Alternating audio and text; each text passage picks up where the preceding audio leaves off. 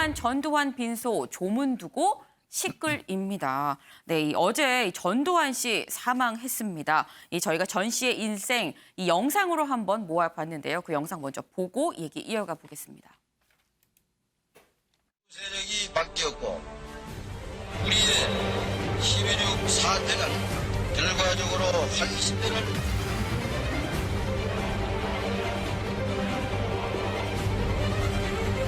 이 방주 사태는 우리 근세사에 있어서 가장 불행한 일이었던 것입니다. 정신을 위협한 사항에 처한 공기 전관. 저는 검찰의 소환 요구 및 어떠한 조치에도 협조하지 않을 생각입니다. 왕주하고 내하고 무슨 상관이 있어? 왕주하고 사대해서 모른다 난. 발포 명령 부인합니까? 왜 이래? 광주 시민들한테 사과해. 여러분들 사과하라 이놈들아! 정부하라! 화장실 가시다가 쓰러지셔가지고요. 그냥 회복하지 못하고 운명하셨습니다.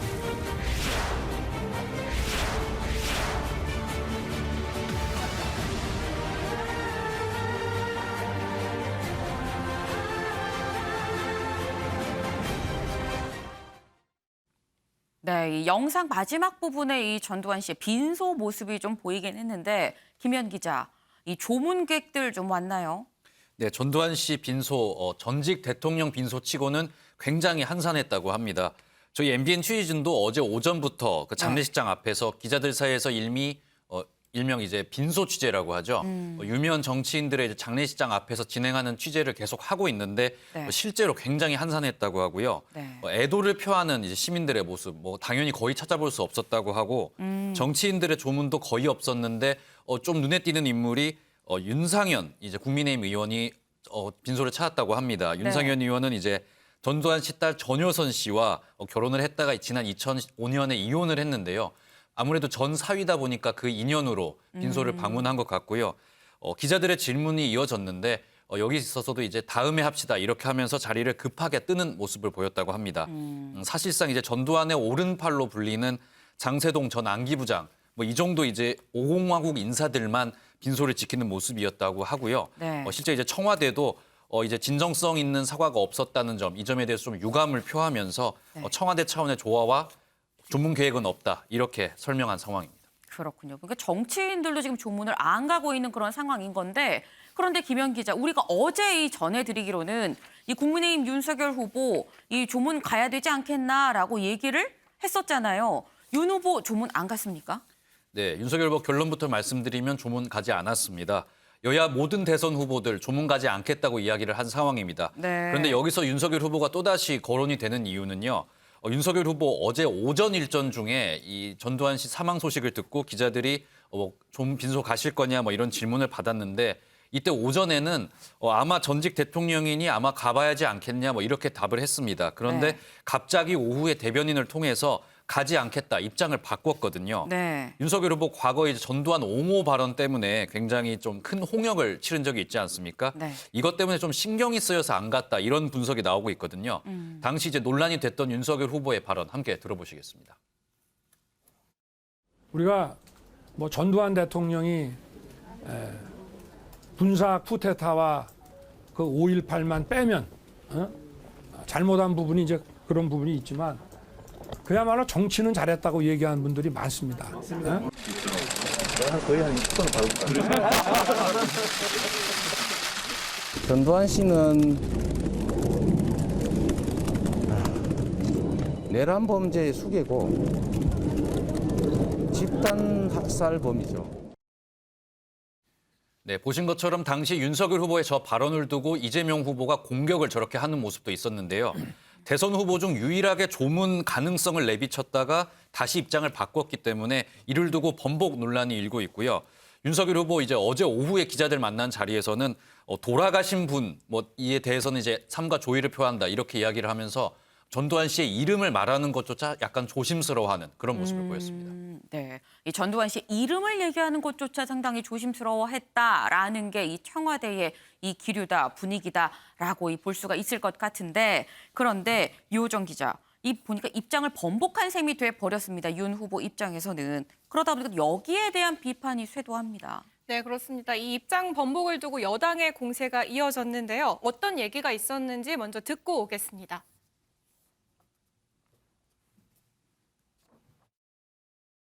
조문을 간이 많이 오락가락했던 걸 보면 결국 지난번에 광주에 와서 사과한다 이랬던 건 결국 쇼였던 것이 다시 밝혀진 것 같고요.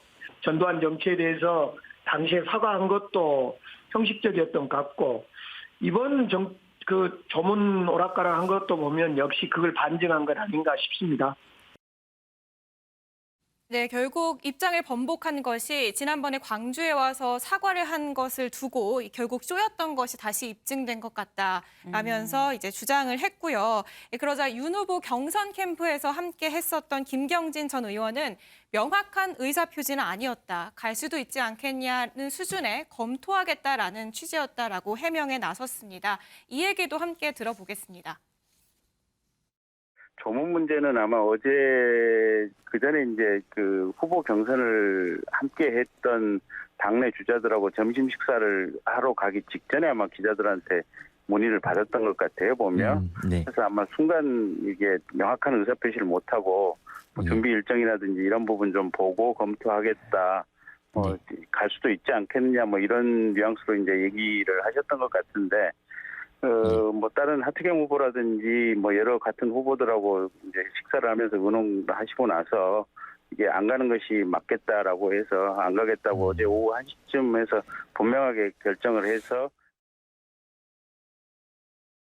네, 오전에 입장 정리가 안 된 상태에서 갈 수도 있지 않겠냐라는 취지로 얘기를 한 것 같다고 얘기를 했고요. 그 이후에 점심시간에 이 주변 의원들이 조문을 가지 않는 게 좋겠다라는 의견을 윤 후보에게 전달한 것으로 알려졌습니다.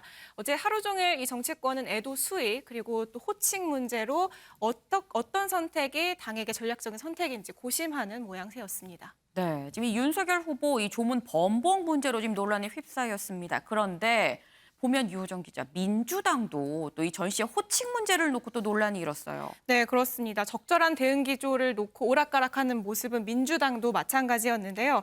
일단 이재명 대선 후보 어제 오전부터 대통령 예우가 박탈됐기 때문에 호칭은 전두환 씨가 맞다라는 점을 분명히 했는데요. 그런데 정작 어제 민주당 공식 트위터 계정엔 이런 글이 올라왔습니다. 전두환 전 대통령이 사망했다. 명복을 빌며 애도를 표합니다. 라고 되어 있습니다. 네. 이 호칭이 전두환 전 대통령 아니라 전두환 씨라고 대선 후보가 밝혔는데 그와 다른 입장이 지금 올라온 상황이죠. 네. 결국에 1시간 뒤쯤 저 전 대통령이 전두환 씨로 수정이 한 차례 됐고요. 그리고 또 30분 뒤에 명복이랑 애도 표현도 삭제가 됐습니다. 사실 아까도 얘기를 했지만 청와대 공식 브리핑에서도 전두환 전 대통령이라고 얘기를 해서 이후에 어쩔 수 없이 그런 호칭을 사용한 거고 청와대 공식 입장은 아니다, 공식 호칭은 아니다라고 설명을 한 바 있는데요. 호칭이나 명복, 애도 이런 표현 등에도 하루 종일 이제 정치권이 어떤 선택이 전략적인지를 고심하는 그런 모양새가 풍경이 펼쳐졌습니다. 네, 사실 지금 보신 것처럼 호칭 하나만 두고도 또 이 조문 여부를 두고도 굉장히 논란이 되는 이 그런 이슈다 보니까 이 조문하러 가는 게 도리 아닙니까?라고 이 자기의 지지층한테 이걸 물어본 사람도 있어요, 이수아 기자. 네, 주로 홍준표 의원이 청년 플랫폼에서 질문을 받는 입장이었는데 네. 이번에는 앵커가 말한 것처럼 질문을 던졌습니다. 이 전 씨가 내 제2의 고향인 합천 옆 동네 분인데 조문 가는 게 도리라고 생각하냐 이렇게 청년층한테 물어본 거죠. 예상하셨겠지만 청년 대다수가 그러지 말라, 조문 가지 말라 이렇게 댓글을 달았습니다. 이 홍 의원이 합천을 제2의 고향이다라고 말한 데는 사실 홍 의원은 경남 창녕군 출신이에요. 그렇지만 어렸을 때 합천 덕곡면으로 이사를 가서 초등학교를 졸업했는데 전 씨가 덕곡면과 바로 마주하고 있는 이 율곡면 출신입니다. 네. 그렇기 때문에 옆집 어르신이다, 이웃이다 이런 얘기가 나온 거고요. 그래서 정치를 떠나서 가야 되지 않겠냐라는 얘기가 나온 거죠. 어쨌든 홍 의원 만류하는 목소리에 조문은 가지 않겠다. 다만 명복은 빌겠다고 밝혔습니다. 네, 사실 이렇게 조문 여부, 호칭 갖고 논란이 되는 이유가 바로 이 과거사에 대한 반성이 없기 때문인 건데 이수아 기자. 그런데 빈소에서 망언이 나왔다고요. 네, 반성의 목소리보다는 끝까지 빈소에서마저도 일부 측근들이 5.18 민주화 운동 관련 막말을 쏟아내면서 공분을 사고 있습니다. 광주 민주화 운동이 북한군 개입에 의한 것이라는 말이 또 나온 건데 듣고 오시죠. 저는 거기에 대해서 그때 만약에 북한군이 300여 명이나 남아해가지고서는 일으킨 그 사건 아니겠습니까? 만약에 그것을 갖다가 수습하지 못했다고 하면 아마 내가 그 군인에 간 사람으로서 그 대한민국의 그 역사가 어떻게 됐겠느냐. 네, 정전 부사령관뿐만 아니라 전 씨의 유가족도 비슷한 입장을 취하고 있습니다. 대표적으로 전 씨의 부인 이순자 씨는 과오에 대한 인정보다는 책임을 회피하는 태도를 계속해서 보이고 있는데요. 지난 2017년 출간했던 본인의 자서전에서 나는 외롭지 않다라는 제목의 자서전인데 여기서는 전 씨와 자신이 5.18의 억울한 희생자다. 전 씨의 쿠데타는 사심이 없었다 등의 주장을 하면서 논란이 많이 됐고요. 지난 2019년에는 한 언론사 인터뷰에서 국민들이 원치 않으면 대통령을 바꿀 수 있는 게 우리나라 민주주의다. 그런 의미에서 남편 전 씨가 민주주의의 아버지다라고 말하면서 지탄을 받기도 했습니다. 그나마 조금은 다른 입장을 보여줬던 게 전 씨의 두 번째 며느리 박상아 씨입니다. 연예인 출신이죠. 지난 3월 극동 방송에 출연해서 누가 봐도 죄인인 저희 같은 사람들이 하나님을 믿는 것도 숨기고 싶었다라고 말하면서 본인 부부의 탈세 혐의뿐만 아니라 집안 전체의 과오를 인정하는 듯한 발언을 남겼는데 그래서인지 전 씨 빈소가 차려지고 상주 명단을 공개적으로 올려놓는 전광판 있잖아요. 여기에서 이 박상아 씨의 이름이 빠진 것을 두고 얘기가 참 많았습니다. 이 장례식장 측은 가족이 많으면 그럴 수가 있다. 원래 첫째 며느리만 올리는 경우도 있다라고 답변을 했는데 거기에 대한 의문은 아직 풀리지 않은 것 같습니다. 네, 배종호 교수님. 네. 지금 보면 사실 한국 사회에서는 어떤 죽음이 갖는 포용성이랄까요? 그런 게 있는 상황인 건데 그럼에도 불구하고 이 전 씨 죽음 이후에 이 사후에 오히려 더 공분이 커지는 모습입니다. 그렇습니다. 저는 개인적으로 전두환 씨의 죽음은 가장 불행한 죽음이 아닌가 이렇게 생각이 됩니다. 살아있을 때 용서받지 못할 그런 큰 죄를 저질렀지 않습니까? 내란을 통해서 죄 없는 무고한 양민들 수백 명을 학살했음에도 불구하고 자신의 그런 잘못을 인정하거나 반성하거나 끝까지 사죄하지 않았지 않습니까? 네. 따라서 본인이 이렇게 사죄하지 않고 죽었기 때문에 결국 이제 용서받지 못할 그런 죽음이 됐어요. 그래서 살아서도 욕을 먹고 죽어서도 욕을 먹는 그런 굉장히 불행한 길을 택해 버렸는데 이렇게 되니까 개인만 불행한 것이 아니고 우리 국민들까지도 굉장히 불행한 상태로 치달았는데 이제 본인은 이미 유명을 달리했기 때문에 본인이 사죄는 할 수 없는 상황이고 남은 유족이라도 자신의 아버지를 대신해서 국민들께 사죄하는 것이 그나마 욕된 길을 좀 덜어주는 그런 선택이 아닌가 생각이 되고요. 네. 분명한 것은 본인이 아무리 강변하고 거짓을 얘기를 해도 역사의 법정에는 공소시효가 없습니다.